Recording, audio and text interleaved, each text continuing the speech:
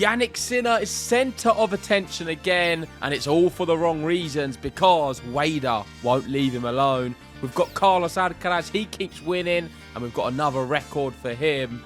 And the British sensation, Jacob Fearnley, he's looking great right now. We'll speak about that as well. And of course, all of the results in Beijing.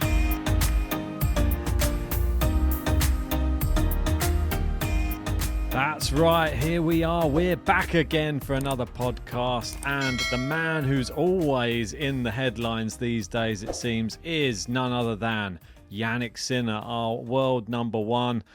And this doping allegation won't go away. It's like a bad stain on a t-shirt. You put it through the wash a few times and it's still there, it would seem.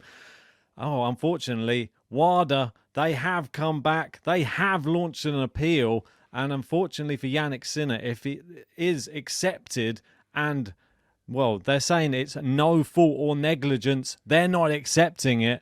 It could be a maximum 2-year ban for Jannik Sinner. I mean, can you even imagine having him off the tour for 2 years? I mean, he's the best player on tour right now. I mean, it's crazy, isn't it, JG? It would be the most damaging thing for tennis if Sinner is banned. Of course, if he's to be found guilty of any negligence, then he should be banned. But I would love to just think he's innocent. I feel it's a horrible story to be for him to be surrounded with, especially this stage in his career. It's at a really bad time. It's where he's world number one, in his pomp, looking like the player to beat. He's got the big rivalry with Alcaraz. He is the man who is, if not favourite for every slam, up there with an Alcaraz. And it's just a bad timing. But we'll see what happens. I mean, the recent things we've found out is there was no preferential treatment. And we both spoke about that on a podcast when the news broke. And it's become clear now that there wasn't any because he was able to provide evidence. I think that within 24 hours that the spray or lotion or whatever it was, the masseuse used, was in the bathroom, and he had all of the evidence within 24 hours. And that's why he was given a suspended sentence. So that's clear. And that rule is available to every player on tour. Not all players are able to come back and provide evidence within 24 hours. So that one's tied it up and cleared. And now, just hopefully, he can win this appeal. He said that he's happy to comply with everything. He knows he's innocent. He thought it was done. He's disappointed it has to be resurfaced again because what that creates is idiots like me and you doing podcasts about it. You've got people in the media, on TV, on radio, on Twitter, in the press room, constantly asking about this now because it's become resurfaced again. He can't avoid it and he can't talk about his tennis. And this is what he had to say. He said, "We cannot control everything, no. Obviously, I'm very disappointed and surprised about the appeal because we had 3 hearings. All 3 hearings came out very positively for me. So, I was not expecting it, but it's a surprise." I think it is a surprise. I thought that we were seeing sort of the back end of it. I thought it was pretty much done and dusted. But it has made me wonder, why? Why is it suddenly coming out now? Is there something else that we don't know and another reason that they're going after him? Because it seems like it is sort of going after Jannik Sinner at this point. I mean, there is going to be the other side. People are going to say it is 2 failed tests. Maybe we need further investigation into this. I just don't. The way that he's handling himself, I think, is in his best interest. I think he's been really, really good the way he's handled the media. He's been almost perfect. I think he seems honest. The way that he doesn't shy away from questioning, he will always answer all the questions. It's just, I don't like the fact that it, like you said, the more it comes up and the more it sticks around, it can leave that stain on this year, which is probably, no doubt, the biggest year of his career. 2 slams this year, the latest slam champion. Both hard court slams this year were won by Jannik Sinner. And now we've got this in this year. And I know some people will say, well, that's why we've got it in this year, because he's doing that. But we don't know. This is the problem. And I'm a bit sad for him, his family, his team. that this has come around at this very time, because it's either really, really bad luck or something very sinister's gone on. So it's one of the two. Like, I mean, it's just terrible if it's bad luck for him, though. As time's gone on, though, I do believe he's more innocent than what I did at the start. When it first broke, I was like, this is just so dodgy. Why didn't we know? It happened in March in Indian Wells, and we are hearing about it now. And it just seems like a big cover-up from the prize ATP player, Jannik Sinner. As time's gone on and the more details we've found out, I don't believe that is the case. And I do believe he is innocent. And I would love to think he is as well. But I find it fascinating. I don't know if you've seen, his lawyer is called Singer. So we've got Jannik Sinner and the lawyer called Singer. And I've got a few quotes from him, which is quite interesting. I don't know if you want to bring it up. So this one? When he was asked, so let's read this bit. So if you go down, so Sinner will have to play with the weight after already a very difficult summer. Do you think the situation will be resolved quickly? And this is what he said. So there's technical deadlines that need to be respected, and therefore we don't know when we will arrive at the definitive solution. We're waiting to receive all the details from WADA appeal, which is going to be submitted by October the 10th. The CAS will then define the judging panel and decide the hearing date. We hope to be able to close this in a few months. So that would suggest that all of this whole saga should be closed in 2024. And I think that's important to note because we don't want this to go into next year as well.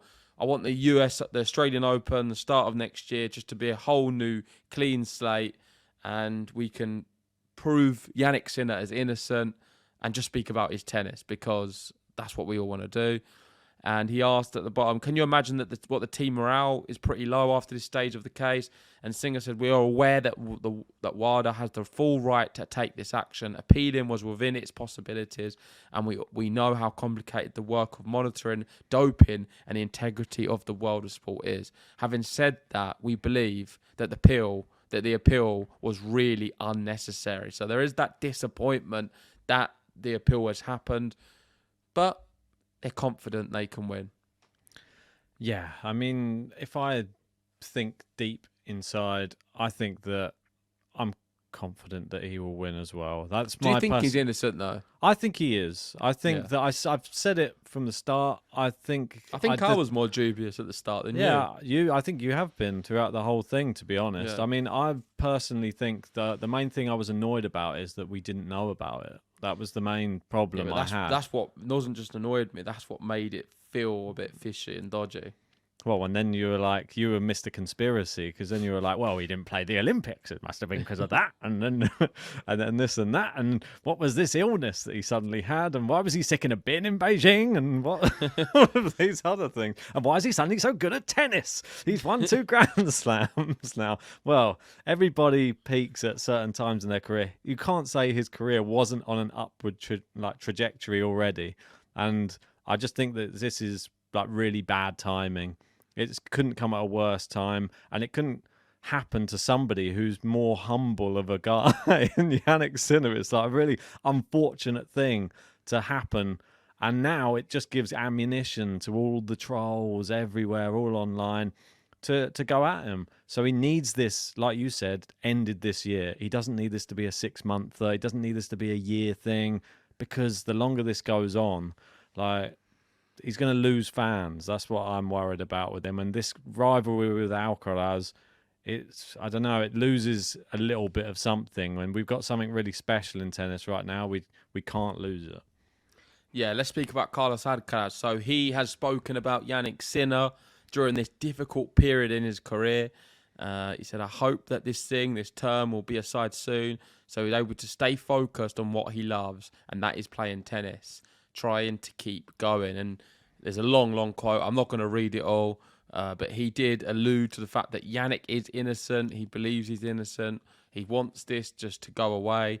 He thinks it's a real cloud over the sport, and the longer it goes on, the worse it is, not just for tennis, but I think for him as well, because it just creates a really bad smell around tennis, and I think, if anything, diminishes some of the great things he's doing on a tennis court. And let's move to that next, because he has reached 200 wins at ATP Yes. level, and he's in some Yeah. good company. Yes, he is indeed, and you can see here fastest world number one to win 200 wins, and we got John McEnroe there at the top of the list there, 200. Yeah, he's second fastest in history, but the first fastest number one. Yeah, that's it. Rafael Nadal No, there. first, what does that mean? Fastest world number one. I think people who have been world number one, the Understood. fastest to 200. Okay. Yeah. That's what I was reading that, and I was like, he's not world number one at the moment. Yeah. I got But you. yeah, it's a fantastic group of players. Look at that group of players: McEnroe, Nadal, Wilander, Connors, Becker. I mean, to be in those names, where's Djokovic? I mean, come on, mate, get your Bit name of a in slow there. starter. Yeah. I mean, Roger Federer was even slower than Yeah. him. And it just highlights really what we've been saying about Carlos Alcaraz. It's very rare to be doing what he's doing at this age. John McEnroe and Nadal, I guess the best people to compare him to. I think Nadal maybe more so in recent years, and there's so many stats which are similar, but he's doing better than Nadal. Look, you can see three losses less than him. I think it's And incredible. He's looking great in all of the tournaments as well. If you bring up some of the players who are playing right now, I don't know if you've got that one. So that is In Good Company. It is from Tennis TV. And these are players, most wins by players born since 2000. So there's 4 of them on there. Sinner has the most, 247 wins. Felix in second with 213. Alcaraz 200. And Musetti 130. So they're the players to watch as the ones most wins by players born since the 2000s. Yeah, here it is. And you got Jannik Sinner there, like you said, 247. Felix being in there as well. Musetti. I mean, some great players, but the 2 standouts are on the left for sure. Alcaraz. It's a matter of time until Alcaraz overtakes Felix. Yeah, most definitely there. Musetti, I don't know. The jury's still out a little bit on him. I mean, he has. Well, I think he's had a fantastic year, Musetti. He's really proven himself as a player, but just not so good in the business end, and he struggles when it comes to them crunch moments like finals, semi-finals. I think he can do a little bit better, and that sort of goes nicely on to some of the results in Beijing. We're going to go through only the men's and speak about some results, and the best one to start with is this one. Like you say, Boo beating Musetti 6-2, 6-4. I would attribute this victory a lot down to, I think, mental and physical fatigue from Musetti. I think he's played a lot of tournaments. He's played a lot over in Asia as well. And I think it's just taken his toll on him at the back end of the season. And Boo played a fantastic match. And we've seen it time and time again now. The Chinese players over in China are doing well. Shang just won a tournament, looking good. And let's touch on this one as well, because I know that we say we're going to be speaking about the men's, but we got to touch on this one just for this second. We'll peel over to the women's, because Shuai Zhang, the lady on a 23 match, or was it 24 match in the end, losing streak, a 3rd win in a row. I mean, just being in China seems to have rejuvenated her. Brilliant, though. I think this is like such a great I think the draw thing. didn't help. It quite helped as well. Greet Minin in the 3rd round's all right. Yeah, not too bad. And I see Greet Minin actually came out after the match and was very complimentary about her. Apparently she's a very good friend.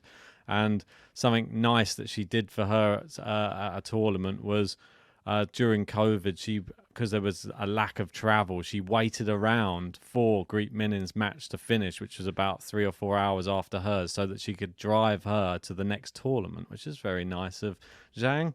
So there you go. She's all smiles again, back in the winners column. Could she win the whole tournament? I don't know. I think it's maybe a little bit of a step too far, but happy to see her. I don't like to see anybody on that sort of losing streak. It is dramatic, 24 matches, but yeah, she's Do you know what it reminds me of? Me? Yeah, the losing streak you have with me. I think it's more than 24. That's the sad reality. That's the only problem. Maybe I can change it. I think I needed to get back onto the clay courts to maybe make a difference. there is an opportunity. Me and Ben will be going to a tennis tournament soon, and we're going to try and bring some really cool content, some player interviews. Let us know in the comment section, what kind of content would you like to do with a top ATP player or two? We're not going to give you any names yet. Of course, it will all be on the Patreon first. So if you want to support the channel, sign up to the Patreon for first access to content with these players. And I can assure you, they're quite good. I don't know about the content yet because we've not done it, but hopefully it's good as well. What I was going to say is let's go back to the men's, Ben, because we are almost in the quarterfinals. I think we basically are. We've just got one more match to play, which is Rublev Fokina. It's been delayed due to weather. I saw Margado saying something today about the weather problems there, and how Osaka's also been delayed. I'm very keen to see how Osaka gets on, of course. And Rublev is just started, but all of the top seeds are going through the draw. And if you bring it up, we can see Kaboli Medvedev, Hachanov Alcaraz, Sinner Lehechka, and Rublev is playing for Kina in the round before. He'll play Boo. Yeah, that's it. But we could see a 1-2-3-4. On paper, that's looking very likely at the moment, which would be amazing because you've got what's that? Alcaraz, Sinner, Rublev, and Medvedev. I mean, yeah, they're the ones that we want, really, essentially. I mean, the Sinner-Lehechka match really interests me. I think that's a real test. Sinner's not looked at his ultimate best. Is this due to the fact that there's so much going on off the court with Jannik Sinner right now that it could be distracting him? I think that is the reason I'm going to put it down to, because I expected him to be winning more in straight sets, but he has gone to 3 twice against Safulan and against Jarry in this tournament so far. But finding a way to win in difficult circumstances is Jannik Sinner right now, and he has come back from a set down in both matches to win. So proving he's made of stern stuff, and that's just like world #1 level tennis, I think, from Jannik Sinner at the moment. Yeah, I don't know. What do you want to do? Give some predictions for the quarterfinals? Yeah, I'd love to do that. Yeah, let's do that. I mean, we haven't got Rublev or Fokina. I'm going to say I think Rublev wins that one. I agree. And it's important as well because with the live ATP race, Rublev is currently sitting in 7th with 3,520. Ooh. He needs these points. You've got Alex de Minaur breathing down his neck at the moment in 8th. Djokovic looks like he doesn't even want to play, according to you. Grigor Dimitrov there or thereabouts. So Rublev is the one who's going to benefit the most from winning a Beijing. He needs them points, and every round will help him get to his goal. I think he's going to make it. And on that premise, let's give our predictions. Yes, let's get back to the quarterfinals. We have, let's start off with Medvedev versus Kaboli, who's somebody who keeps going deep in tournaments this year. Got to give him a shout out. I think he's had a fantastic year. He'll be looking back at 2024. 32 in the world coming into this tournament. So, I mean, back end of last year, you wouldn't have been thinking that was possible. Really, really good. Even though that's the case, I don't think he beats Medvedev. I think Medvedev cleans him up. I think it's going to be a straight sets Medvedev. Yep, agreed. I think similarly for Alcaraz, I think he's going to beat Hachanov in straight sets. The way he dispatched Griekspoor earlier on, I saw the highlights. It was such a good match. Easy. I think it was like, I saw Margado was tweeting during it. 48 minutes, he was 6-1, 5-1 up. I was going to ask you as well, like, what do you make of the new Alcaraz celebration, which is now incorporated from asking for a towel into a fist pump? The vow. Vow. We don't have to show it, are we? It goes from, can I have the towel, to into fist bump. Into a little vamos. I like it, though. It's a good one. I think it's great, and I'm hoping for a Spanish football player to adopt it very soon when they score a goal. I think economy of usage of your body. He's really embracing everything on the tennis court and doesn't want to use up too much energy in between the points, it looks like, or any time, because this is due to potential shot clock violations. So you go for the towel fist combo. It's almost a little bit like, I don't know, like it reminds me of like a few dance moves from the 80s or something.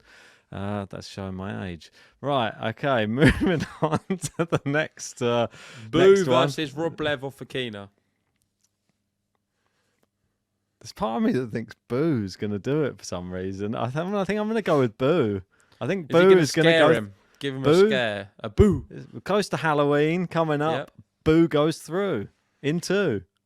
No, I think Rublev wins, and I'm going to have Rublev in 3. I think Boo will take a set. And at the top, Sinner Lehechka. I think, yet again, Sinner keeps dropping sets. I can see him dropping another one. And if anything, that is the match which I think has the most jeopardy in it. I think Lehechka really has a chance to win. I'm tempted to even have him winning in 3, but I'm going to have Sinner winning in 3 in a tie-break 3rd set. So very tight. Lehechka's quality. He is very good. He dropped a first set to Batista Agut in the last round, but then came through 6-2, 6-1 in the final 2 sets. I mean, showing his quality. I'm with you all the way on that. I think 3 sets is fair. I think Lehechka takes the first and Sinner comes back again. I think that's what he's doing all week. I think he's just a slow starter at the moment. I think he's in his head until he gets just flowing and into that flow state. And then he just sort of, it's just business as usual for Jannik Sinner. It's really weird to watch him like that on a tennis court. But I didn't have any doubt he was going to win either of the matches he just played. He went 1 set down. I was like, wins in 3. It's pretty obvious to me. I don't know why. But that's how good he is now. Anyway, moving on to some other news and somebody who's doing really well.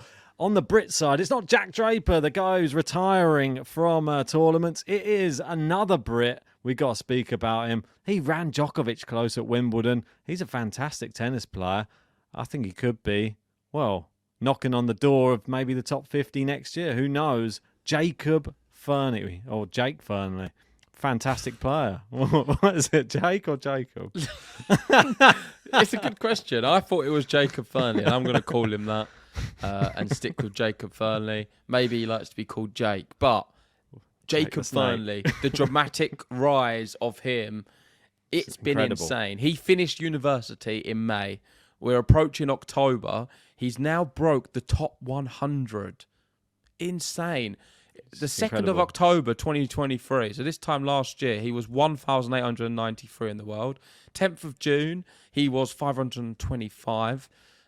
Wimbledon, he was amazing. He played a fantastic match against Novak Djokovic, almost beat him, looked really good. And he's not a one-trick pony. He's not only good on the grass, he's a fantastic player on the hard courts. And I think he is the future of British tennis. He's, how old is he, if you just go up a little bit? 2001 he's born, there you go. So he is 23. Yeah. 23 years old. He's come from nowhere, and I think he has the same kind of standing, in my opinion, as a Jack Draper, which is a top 10 player. So I don't want to be too over the top, but I'm going to do it anyway, because I think he is a future top 10 player, a real British hopeful, and he's just done some fantastic things in back-to-back challenges. And I have a really good tweet that sort of highlights all of the successes from Jacob Fearnley. Right, here it is. And it is from Chris Goldsmith, a big British tennis fan. And it shows it's his 4th challenger title of 2024. He's won Nottingham, Lincoln, Rennes, and now Orleans Challenger. He's beat some good players in there as well. They've not been complete buys. He's had to play some tough opponents. I mean, Block X is pretty good. We've got Quentin Halys in the tournament before. Yeah. These are good quality ATP players. Let's be fair. Benoit Paire, I mean, we know if things are not going his way, he can get a bit rattled, but he beat him 6-love, 6-1. Yeah, so, I mean, I don't know. What do you make of it? Am I going a bit too much on him, or? I don't think so. I think from what I witnessed, I mean, I am naive when it comes to Jacob Fearnley. That's what I would say. When he arrived at Wimbledon, I only knew about him what research I did at that time. I didn't know much about him because I don't think he'd been on the tour for that long. I think he was on the tour briefly. He went off the tour. Was it to do like college tennis or something like that, and then came back onto the tour again? But then when he came back onto the tour, he went on some unbelievable. I mean, if you see, this is unprecedented to look at somebody's win to loss record. Like if you look down his singles here, look how many green and how few red there are on this list. And this is going throughout the whole year. And this is, you could go through anybody on the tour, on the men's tour. This doesn't happen. Like, you don't just win this many matches. Yeah, there's a little blips here. This is 2022. So look, and then you see the 3-year gap there. So when he came back onto the tour, have a look. Won a tournament, pretty much semi-finals, finals, won a tournament, won another tournament. There's a little blip here because he's going into bigger tournaments. He's got to play Djokovic, for crying out loud. Took a set from Djokovic to Wimbledon. That says everything you need to know. This guy is serious. Could have easily pushed that one to 5. I think a little bit more experience than he would have. Technically, incredible. He's fantastic. Mentally, he seems very strong and resilient. And physically, let's hope he's better than a lot of the British players, because we've got a big problem with British tennis. Raducanu can't seem to stay fit at all. Jack Draper can't seem to stay fit. Andy Murray's retired. So British tennis is having a few physical problems. So I'm hoping Jacob Fearnley is an exception to this, and he's able to physically be a bit stronger. Well, the one thing I noticed that even when he played Djokovic, there was just this level of self-belief that you see within him on a tennis court, where I think he believes he can beat anybody. And when he was playing Djokovic, you could just tell he was going for everything. And in my mind, I was picturing him as like, oh, how is this guy doing it? Because I didn't really know who he was. But if I'd have probably watched his rise to come to Wimbledon, I'd have probably believed it as well, because he's playing incredible tennis. Look, top 100, I'm telling you, if he carries on, he's probably going to be knocking on the door of, if not top 50, top 20. He's that good, this guy. I think beyond. I mean, definitely he can do what Jack Draper's doing and try and force his way into that top 10 eventually, if he continues in this way. Yeah. Top 100 means now he's going to have full access to all the challenger events, you'd think. Yeah, for and sure. He's going to have availability into slams a lot easier, and ATP tournaments. He'll be able to play a lot more the 250s, some 500s, and you never know, may get some wild cards for some Masters too. So things are on the up, and I believe he is going to be the future of British tennis. I mean, I can't wait to see him actually going into some of these ATP, like even if it's just 250 tournaments, because I believe that he actually could win one of them. I think he's going to win them, yeah. And I think that I know that we had, like, obviously Offner last year. I think he got to the final in Mallorca, that type of thing. I think Fearnley, he could be one, starts picking up like grass court tournament wins, stuff like that. I think he's in a better position to win. Being a Brit, they're so good on the grass courts. I think he could be a challenger if he doesn't face Djokovic early on in Wimbledon or Alcaraz. You could see him make a good run at Wimbledon next year, that's for sure. But yeah, exciting stuff. For sure. Let's wrap it up there. Thanks for watching. This has been a podcast bringing you all of the action. If you haven't already, hit the like button, subscribe if you're new, and we'll be back with a lot more content very soon. We've still got this Alcaraz Sinner podcast to do. We've still got a big episode to speak about the tour finals. And Ben's got something he really wants to speak about, which is the exhibition in Saudi Arabia. Yes, it is the Six Kings Slam. If you haven't seen the trailer yet, go watch it now. I've never been more excited for a tennis exhibition in my life. I mean, those Saudis, they know how to make a movie. Thank you. See you soon.